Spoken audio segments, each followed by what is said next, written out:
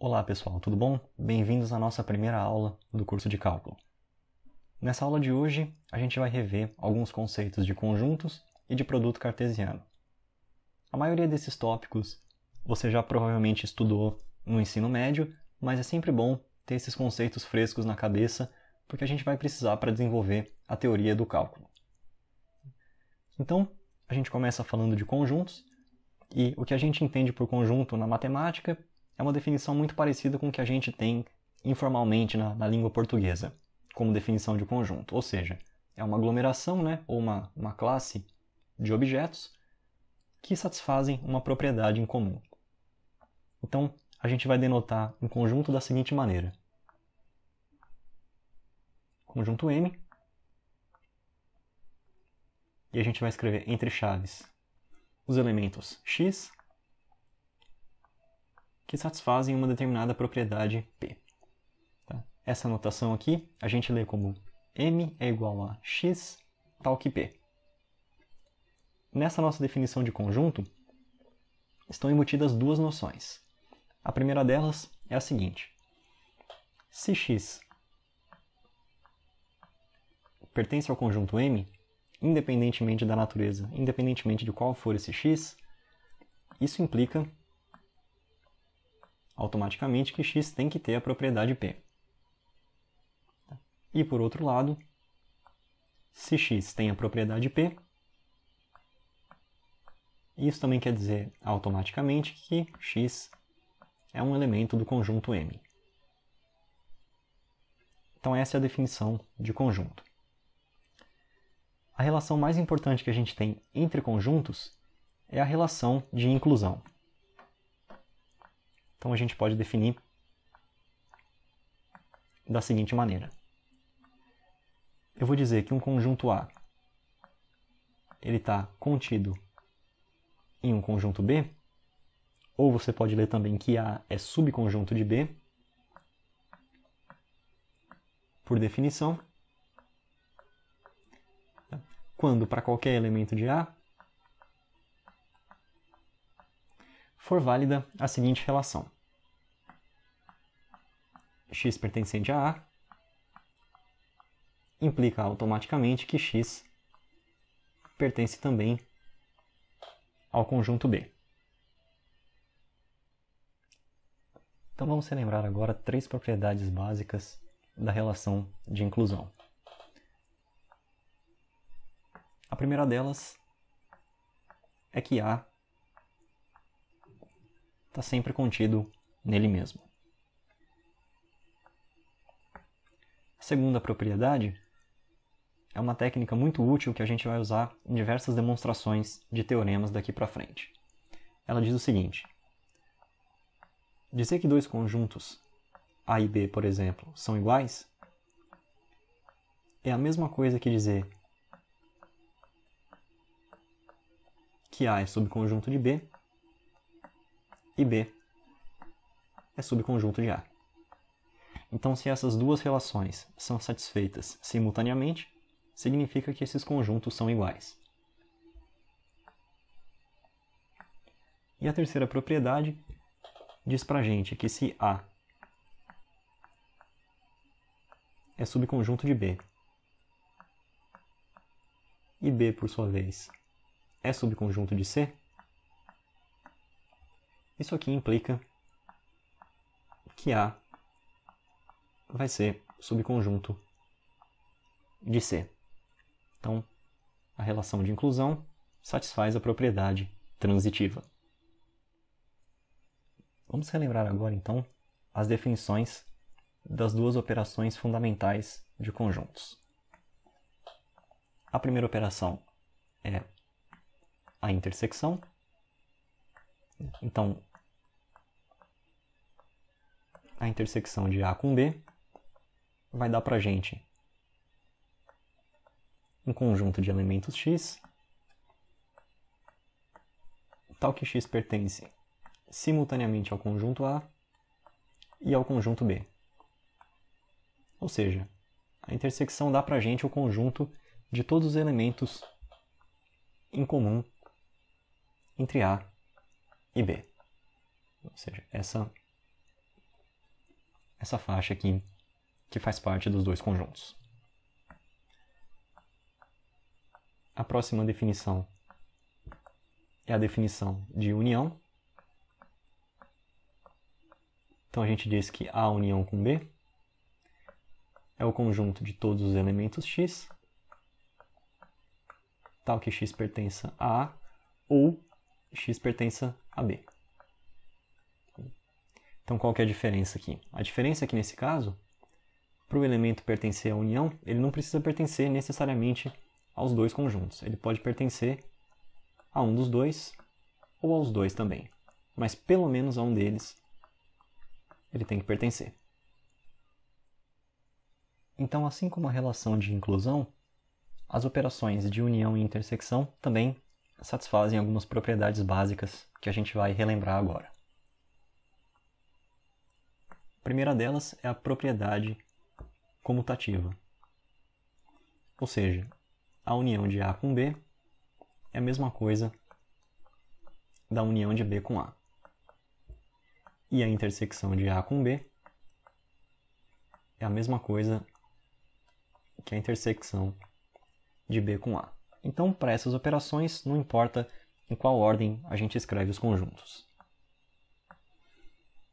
A segunda propriedade é a propriedade associativa, que diz o seguinte: se eu primeiro fizer a união de A com B e depois unir com o conjunto C, o resultado que eu vou obter é exatamente o mesmo se eu pegasse A e fizesse a união dele com a união de B com C.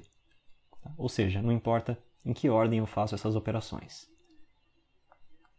Para a intersecção, vale a mesma propriedade. Então, A intersecção B, intersecção C é igual a A intersecção B intersecção C.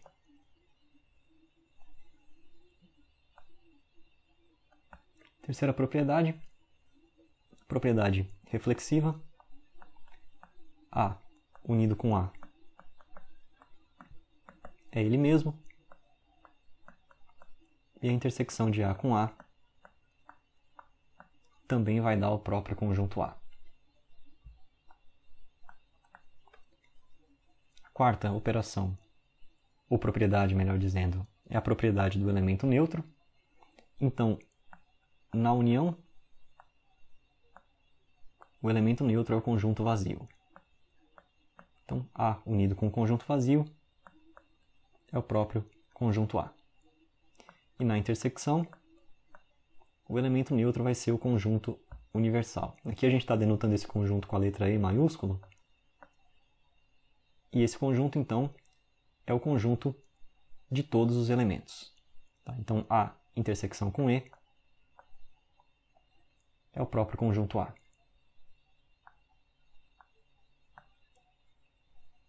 Então, a quinta propriedade é a propriedade de absorção. Então, A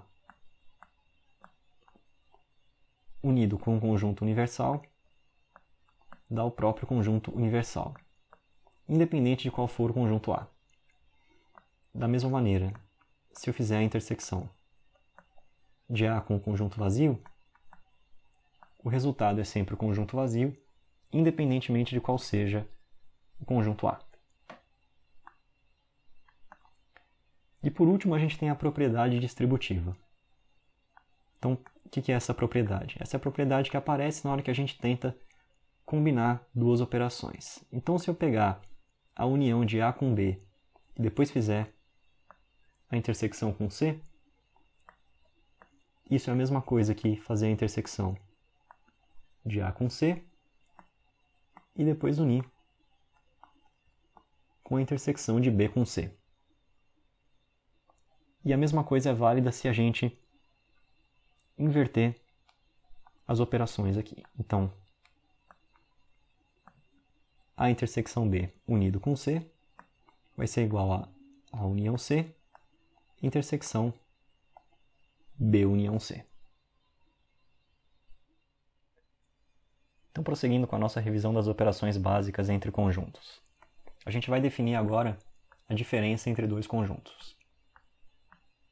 Então a gente vai dizer que a diferença entre A e B vai ser o conjunto de todos os elementos que pertencem a A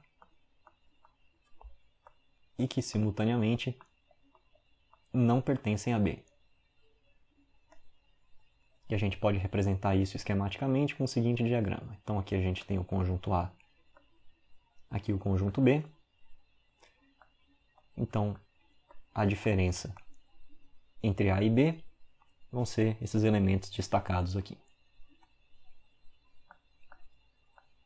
A gente tem uma diferença de conjuntos muito importante que a gente vai usar com uma notação especial, que é o complemento do conjunto A. O complemento ele é dado pela diferença entre o conjunto universal e o conjunto A. Então, esquematicamente, a gente lembra que o conjunto E é o conjunto universal, ou seja, o conjunto que contém todos os elementos. E a gente tem o conjunto A em algum lugar. Então, o complemento de A ele vai ser dado por todos os elementos que não são parte de A. Então, isso aqui é a mesma coisa que dizer que esse conjunto é dado por x, tal que x não pertença ao conjunto A. E por fim, vamos relembrar também as propriedades do complemento e da diferença de conjuntos. A primeira propriedade diz pra gente que a união de um conjunto com seu complemento dá o próprio conjunto universal. E a intersecção de um conjunto com seu complemento vai dar o conjunto vazio.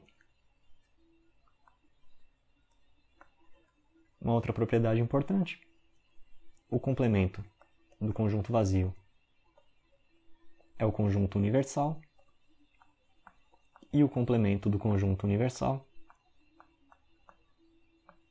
é o conjunto vazio.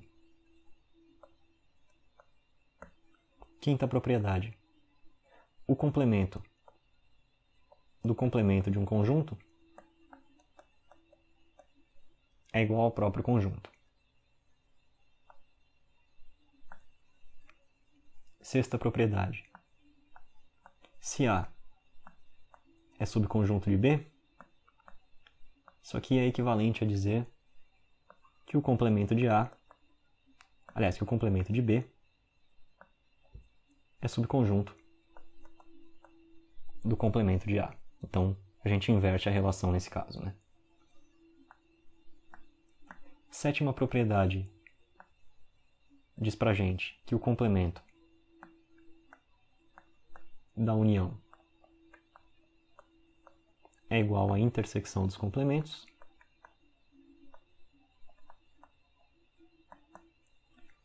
E que o complemento da intersecção é igual à união dos complementos. Essa propriedade 7 é bem famosa e é conhecida como leis de De Morgan. Para finalizar a aula de hoje, a gente vai falar sobre o produto cartesiano. Então a gente define o produto cartesiano de A por B como sendo o conjunto de pares ordenados, por exemplo, A minúsculo, B minúsculo, com a seguinte condição: o primeiro elemento, ou seja, a primeira coordenada, A minúscula, tem que ser um elemento do conjunto A. E a segunda coordenada, ou segundo elemento, B, tem que pertencer ao conjunto B maiúsculo. Aqui vale ressaltar que a ordem é importante. Quando a gente define o produto cartesiano de A por B, a gente está definindo que o primeiro elemento é um elemento do conjunto A e o segundo elemento é um elemento do conjunto B. Se a gente definisse B cartesiano com A ordem é inversa e não necessariamente esses dois conjuntos vão coincidir. Então vamos dar uma olhada nas principais propriedades do produto cartesiano. A primeira delas diz pra gente o seguinte: se o produto cartesiano de A por B não é vazio, isso aqui é equivalente a dizer que tanto o conjunto A é não vazio, como o conjunto B também é não vazio. Isso é fácil de ver, porque se um deles fosse vazio, você não conseguiria fazer par ordenado de maneira alguma, né? Ou ficaria faltando o elemento da primeira coordenada, ou ficaria faltando o elemento da segunda coordenada. Segunda propriedade. Vamos considerar agora um conjunto A', também diferente de vazio, e um conjunto B', diferente de vazio. Então, vale a seguinte relação. Se A' está contido em A e B' está contido em B, isso aqui é equivalente a dizer que o produto cartesiano de A' por B' é um subconjunto de A por B. Terceira propriedade. Se eu tenho um produto cartesiano de A com B e faço a união desse produto por um produto cartesiano de A'B, o resultado disso é o produto cartesiano de A unido com A' por B. E a quarta propriedade, a propriedade da intersecção. Então, se eu tenho o produto cartesiano de A por B interseccionado com o produto cartesiano de A' por B', isso aqui é a mesma coisa que o produto cartesiano da intersecção de A com A' pela intersecção de B por B'. Então, para a aula de hoje, é isso que a gente precisava ver. Se por acaso você tiver alguma dúvida, ou alguma sugestão, algum comentário, não deixa de deixar uma mensagem, inscreva-se no canal e ative as notificações para você receber também as próximas aulas desse curso.